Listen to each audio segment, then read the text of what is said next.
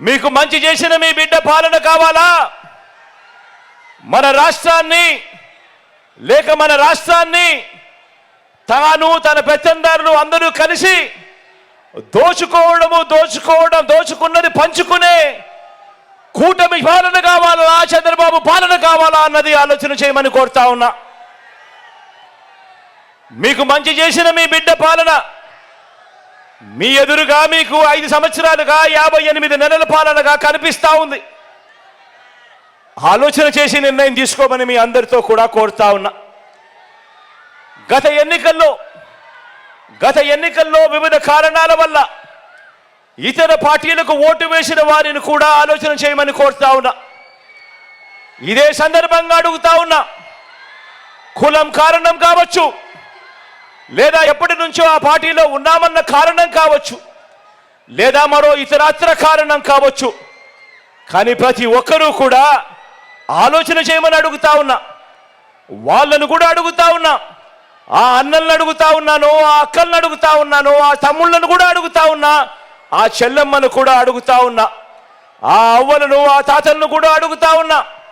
మీరు నాకు గత ఎన్నికల్లో నాకు ఓటు వేయకపోయినా కూడా మీకు ఈ 5 ఏళ్లలో మంచి చేసిన ప్రభుత్వం మనది కాదా అన్నది ఒక్కసారి ప్రతి ఒక్కరూ కూడా ఆలోచన చేయమని కోరుతా ఉన్నాను.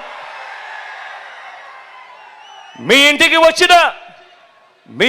వచ్చిన పసుపు నాయకులు, గ్లాసు నాయకులు అబద్ధాలు చెప్పవచ్చు, కానీ మీ కుటుంబానికి మీ బ్యాంకు ఖాతాల్లోకి మీ చేతికి గత 55 నెలల పాలనలో జమ అయిన చేతికందిన స్కీముల డబ్బుల వివరాలు మీకు నిజాలే చెబుతాయి అన్నది ప్రతి ఒక్కరూ కూడా గమనించమని కోరుతా ఉన్నా. మీ ఇళ్లకు వస్తా ఉన్న వాలంటీర్ సేవలు, మీ ఇంటి ముంగటికే వచ్చిన పెన్షన్, మీ ఇంటి ముంగటికే వచ్చిన రేషన్, మీ ఇంటి ముంగటికే వచ్చిన వైద్య సేవలు, మీ ఇంటి ముంగటికే వచ్చిన సర్టిఫికెట్లు, పౌర సేవలు, మీకు అందిన ఇళ్ల పట్టాలు, ఇవన్నీ కూడా మీకు నిజాలే చెబుతాయి. మారిన మన గవర్నమెంట్ బడులు, మారిన మన పిల్లల చదువులు, గ్రామంలోనే వైద్య సేవలు, మారిన మన వ్యవసాయం, ఇవన్నీ కూడా మీకు నిజాలే చెబుతాయి.